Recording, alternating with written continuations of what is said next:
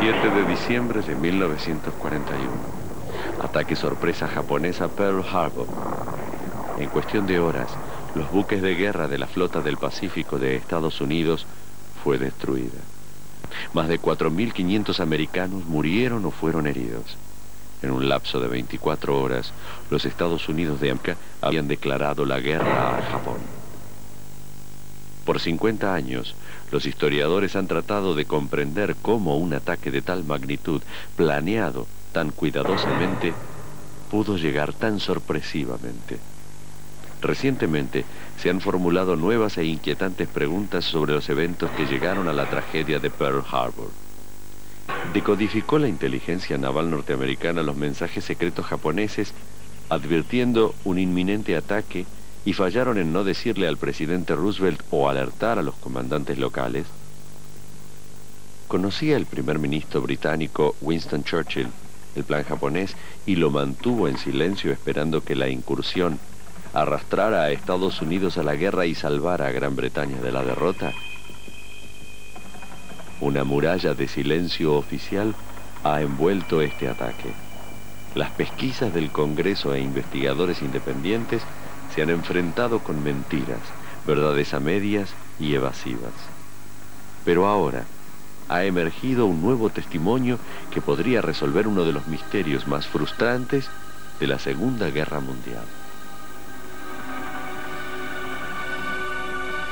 La nueva evidencia proviene de dos hombres ubicados en lugares estratégicos para penetrar el secreto y complejo mundo de la decodificación bélica. El primero, el escritor e investigador británico James Rusbridger, es una autoridad en las agencias de inteligencia. El otro, Eric Nave, era uno de los más altos decodificadores de la Armada Real Británica y líder de una sección que se especializaba en la intercepción y traducción de los mensajes secretos japoneses. En 1989, el gobierno británico, temiendo las revelaciones de Nave, hizo un esfuerzo para prohibir la publicación de sus memorias. Nave y Rusbridger afirman que en 1941 los servicios de inteligencia podían leer los códigos utilizados por la Marina japonesa, algo que ambos países negaron por décadas. Si sus revelaciones son correctas, el ataque japonés a Pearl Harbor podría haber sido predicho. ¿Qué anduvo mal? ¿Por qué no se dio aviso y por qué la flota japonesa no fue atrapada y destruida? Nave y Rusbridger mantienen que la clave para estas preguntas yace en la historia secreta de la decodificación bélica.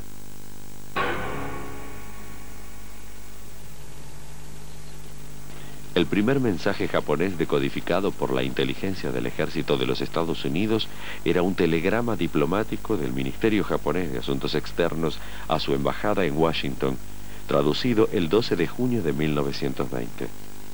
El esfuerzo realizado fue prontamente recompensado. Durante la conferencia de desarme de Washington en 1922, en la cual se negociaron las reducciones de las marinas del mundo, los norteamericanos interceptaban y decodificaban las señales diplomáticas japonesas. Los delegados norteamericanos siempre conocían las posiciones de negociación japonesa por adelantado y podían maniobrar mejor que sus oponentes. En 1930, la unidad decodificadora del Ejército de los Estados Unidos fue reorganizada y recibió el nombre de Servicio de Señales de Inteligencia, SIS. Su jefe fue el genio decodificador William Friedman. Gradualmente, el grupo de Friedman comenzó a manejar códigos diplomáticos extranjeros, incluyendo los últimos sistemas japoneses. Mientras el ejército norteamericano se concentraba en decodificar los mensajes diplomáticos japoneses, la Marina intentaba romper los códigos navales. El primer logro llegó en 1921, cuando el consulado japonés de Nueva York fue allanado por la Marina con ayuda del FBI y Departamento de Policía de Nueva York. Noche tras noche, los allanadores regresaron hasta fotografiar cada página del código naval japonés. Las entradas se repitieron en 1926 y 1927.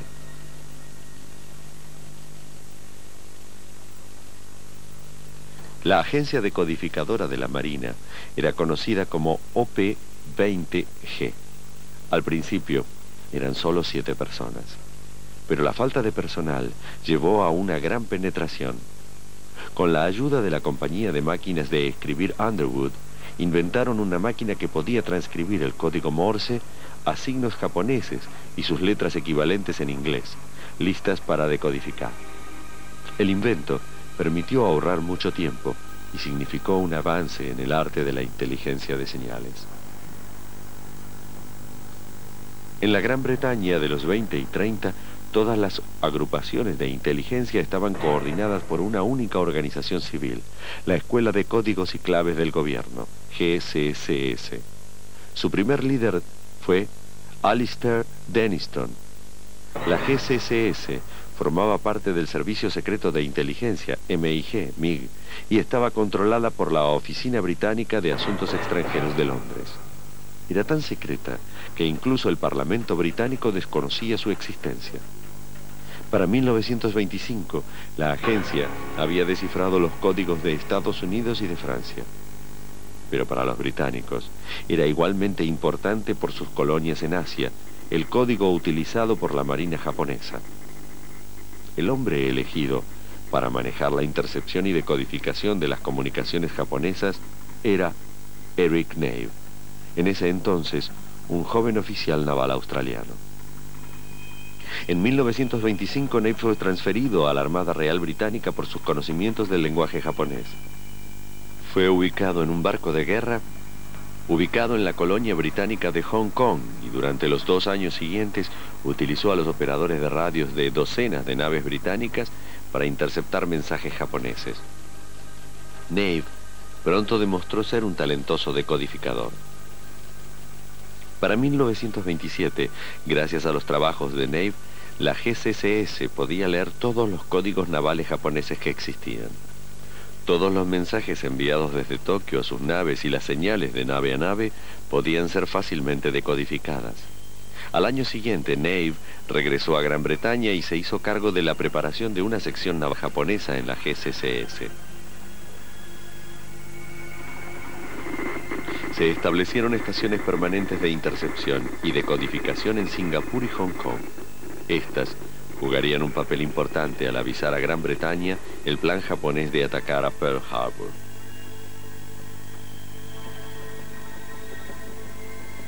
En 1934, con el comienzo de la guerra japonesa contra China, el tráfico radial japonés aumentó drásticamente. Las estaciones furtivas contaron con una gran cantidad de mensajes telegráficos y radiales interceptados. Para los decodificadores de la GCCS fue un campo de entrenamiento perfecto.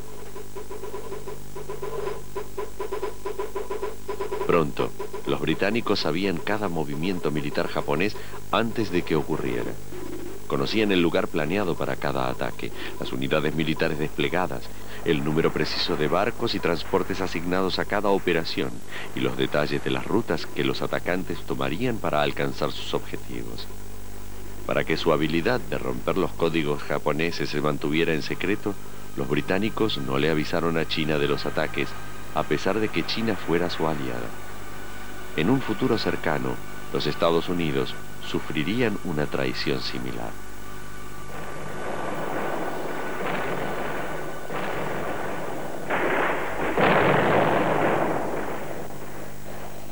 La operación decodificadora norteamericana era totalmente diferente en su organización a la británica. Las funciones de inteligencia, en lugar de estar concentradas en una sola agencia, estaban divididas entre el ejército y la marina. En 1937, los decodificadores norteamericanos de la SIS habían adivinado que una nueva máquina japonesa para codificar mensajes diplomáticos estaba basada en los interruptores Stropher, utilizados en los intercambios telefónicos. Llamaron a este código Púrpura. En una impresionante demostración de ingenio, primero descifraron el código Púrpura y después construyeron una copia de la máquina sin haber visto jamás la original. Fue uno de los mayores logros de descifrado en la historia. Ahora, el ejército descifraba las últimas señales diplomáticas japonesas en sus copias de la máquina púrpura. Se definió una lista de 13 personas que recibirían el material decodificado de los mensajes púrpura. La lista no incluía al presidente de los Estados Unidos, Franklin Roosevelt. Llegaría enero de 1941 antes de que se le permitiera el acceso al material púrpura, e incluso entonces algunos eran retenidos. Irónicamente, también se mantenía al ejército a oscuras sobre los logros en decodificación. La Marina no le había comunicado ni a la inteligencia del ejército ni al presidente Roosevelt que habían descifrado los códigos navales japoneses. La rivalidad entre servicios y la desconfianza hacia el presidente garantizaron que decisiones vitales para la seguridad de los Estados Unidos se basaran en información totalmente inadecuada. Marzo de 1939, ocupación alemana de Checoslovaquia. Si alguno dudaba del apetito de Hitler por la conquista, esas dudas se disiparon drásticamente.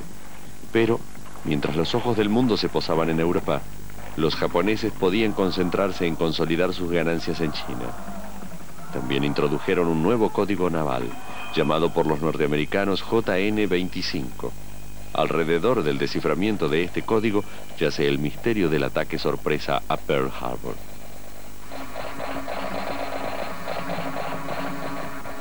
En Gran Bretaña, la GCCS, la Escuela de Códigos y Claves del Gobierno, se había mudado a una nueva sede en Bletchley Park. Allí, en docenas de barracas prefabricadas, un gran número de personal llevó a cabo el trabajo de reconstruir el código JN-25. Para el final de 1939, el código estaba totalmente descifrado. Para septiembre de 1940, los decodificadores de la Marina produjeron sus primeras traducciones de mensajes navales japoneses enviados en el código JN-25. Para enero de 1941, la solución estaba aún incompleta, pero se habían logrado grandes progresos. Mientras tanto, había comenzado la cuenta regresiva hacia Pearl Harbor. El 1 de septiembre de 1939, los ejércitos de Hitler llovieron sobre Polonia. Para julio siguiente, habían caído Francia y los Países Bajos.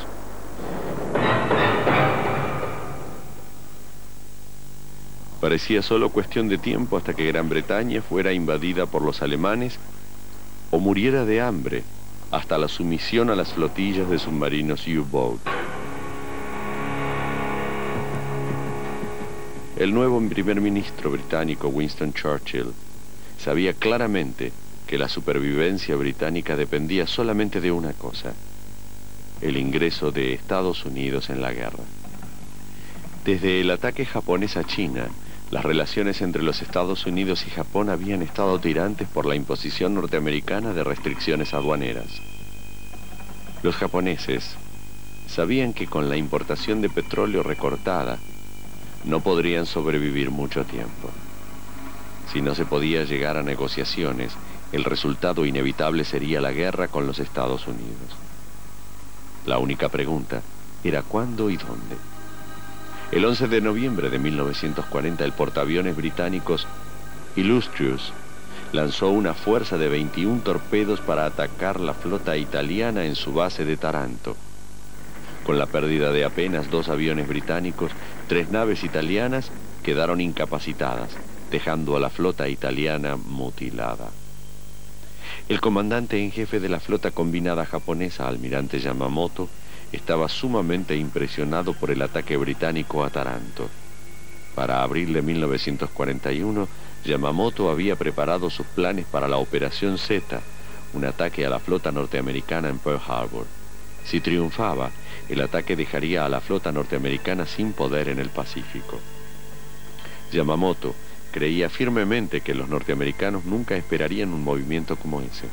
Y sin embargo, en 1938, la Marina había demostrado que tal ataque podía suceder llevando a cabo un ejercicio en el cual aviones lanzados desde un portaaviones atacaba Pearl Harbor.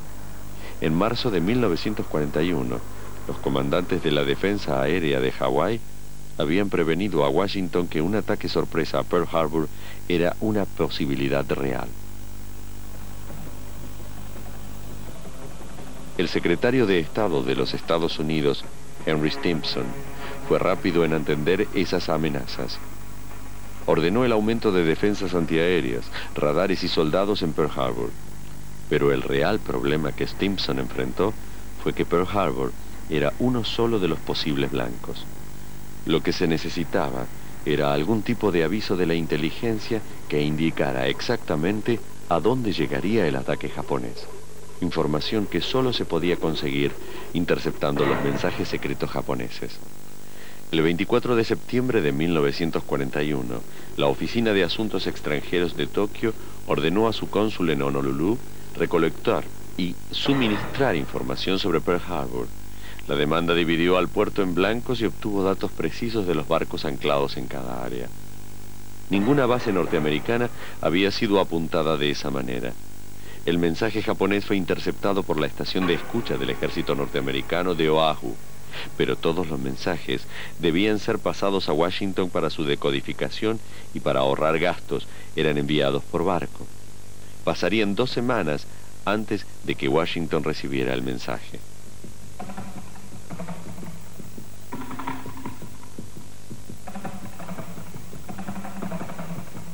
La señal decodificada fue interpretada por la inteligencia del ejército como de pequeña importancia y nunca se enviaron traducciones del mensaje a los comandantes locales de Hawái. Si en las semanas siguientes el ejército hubiera conocido los movimientos de la marina japonesa, probablemente habría tomado la orden de espiar Pearl Harbor con más seriedad. Pero la inteligencia de la marina aún no había comunicado al ejército que podía leer el código naval japonés. Para el 16 de noviembre de 1941, la fuerza de ataque del almirante Yamamoto se juntaba en un punto de reunión secreto en una isla fuera de Japón. La fuerza estaba formada por 6 portaaviones, 2 barcos de guerra, 2 cruceros pesados, un crucero liviano y 9 destructores. Cada comandante tenía 50 páginas de órdenes, pero las 3 instrucciones finales no estaban incluidas, las que detallaban la fecha de la partida, la fecha establecida para la recarga de combustible en el medio del océano y la fecha del ataque. Por el avance de las negociaciones de paz entre los enviados japoneses y el Departamento de Estado de los Estados Unidos, el ataque podía resultar innecesario, por lo que las partes finales de las órdenes de Yamamoto iban a ser enviadas a la flota por radio en el código naval JN-25. El 20 de noviembre, la inteligencia británica interceptó y decodificó un mensaje JN-25 de Yamamoto a su fuerza de ataque. El mensaje decía: a las 0000 horas del 21 de noviembre, lleven a cabo a la segunda fase para las hostilidades. La flota debía prepararse para zarpar. El 25 de noviembre, los británicos interceptaron mensajes de Yamamoto a su flota que sugerían dónde sería el ataque. La fecha de zarpar sería el 26 de noviembre y el 4 de diciembre la flota debía parar a recargar combustible. Para la inteligencia británica, la fecha de recarga indicaba una misión de largo alcance. Pero ni Singapur, ni Manila, ni Java, los blancos de largo alcance más posibles, necesitaban ser atacados desde portaaviones. Todos ellos eran fácilmente alcanzables con bombarderos estacionados en China. Eso dejaba un ataque hacia el este en el Pacífico. El único blanco en el Pacífico de importancia suficiente era Pearl Harbor, en Hawái. La Marina de Estados Unidos debe haber interceptado y decodificado exactamente las mismas señales que los británicos. Sin embargo, en algún lugar del camino se las interpretó en forma incorrecta. Lo que es cierto es que ni el presidente ni el comandante de Pearl Harbor sabían nada.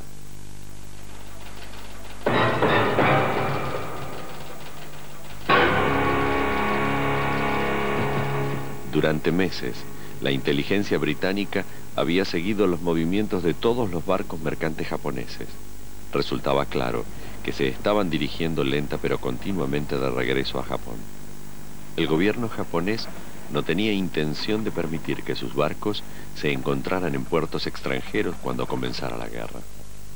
La inteligencia británica calculaba que la flota mercante japonesa estaría en aguas propias para la primera semana de diciembre. concluyeron que la guerra estallaría en cualquier momento desde el 5 de diciembre. El 2 de diciembre, los británicos interceptaron y decodificaron el tercer mensaje de Yamamoto a su fuerza de ataque. Decía: trepen a Niitakayama 1208. Niitakayama era el pico montañoso más alto del imperio japonés. Treparlo era visto como un gran acto de osadía. Era claramente la orden de atacar. 1208 se refería al 8º día de diciembre, según la hora de Tokio. Esa información, como todos los mensajes JN-25 interceptados por las estaciones de escucha británicas, fue enviada a Londres con un pedido de que fuera comunicada a los norteamericanos. De hecho, nada se les comunicó a los norteamericanos. La decisión de no avisar a los Estados Unidos que una fuerza de ataque japonesa estaba apuntando hacia su base principal del Pacífico pudo haber sido tomada por un solo hombre. Ese hombre era el primer ministro británico Winston Churchill. Incluso si Churchill estaba traicionando a los Estados Unidos y a su amigo Roosevelt, ¿necesitaban realmente los norteamericanos que se les avisara sobre los movimientos japoneses cuando disponían de estaciones de intercepción y decodificadores propios? Hasta este día, la pregunta no puede ser respondida con certeza. En los archivos de la Marina, los pocos mensajes JN-25 interceptados tienen fechas de decodificación de 1945 o posteriores, implicando que cuando fue el ataque, el código aún no había sido decodificado. Estas fechas parecen falsificadas. Lo que se sabe es que al menos un mensaje fue posterior objeto de encubrimiento. En noviembre de 1941, la inteligencia del ejército había interceptado y decodificado un mensaje de Tokio a sus embajadas en el extranjero que decía que si las palabras lluvia con viento del este se escuchaban por la radio, indicarían un conflicto con los Estados Unidos. El 4 de diciembre, mientras la flota de Yamamoto rodeaba su blanco, la radio japonesa transmitió la contraseña en su servicio meteorológico. El mensaje fue interceptado por el viejo operador de radio Ralph Biggs en la estación de intercepción de la Marina de Cheltenham, Maryland. Fue comunicado a las inteligencias de la Marina y del Ejército y a la Casa Blanca. Dado que solo la Marina conocía los mensajes de Yamamoto a su flota, nadie llegó a las conclusiones correctas. El encubrimiento comenzaría después del ataque a Pearl Harbor. Todas las copias del mensaje serían retiradas de los archivos oficiales y destruidas. Se presionaría al personal de la Marina para que negara que las transmisiones de la radio japonesa habían sido monitoreadas.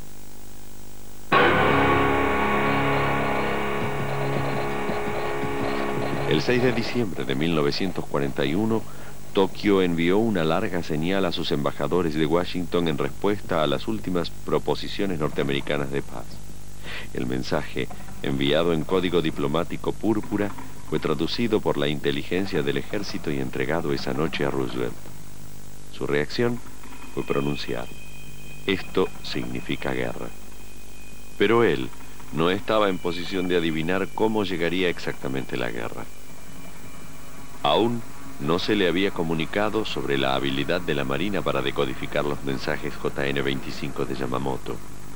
Sin la información de los movimientos navales japoneses, los mensajes diplomáticos interceptados no tenían valor. Era imposible identificar Pearl Harbor como el blanco o saber la fecha exacta del ataque. De hecho, el ataque a Pearl Harbor estaba a unas horas de distancia.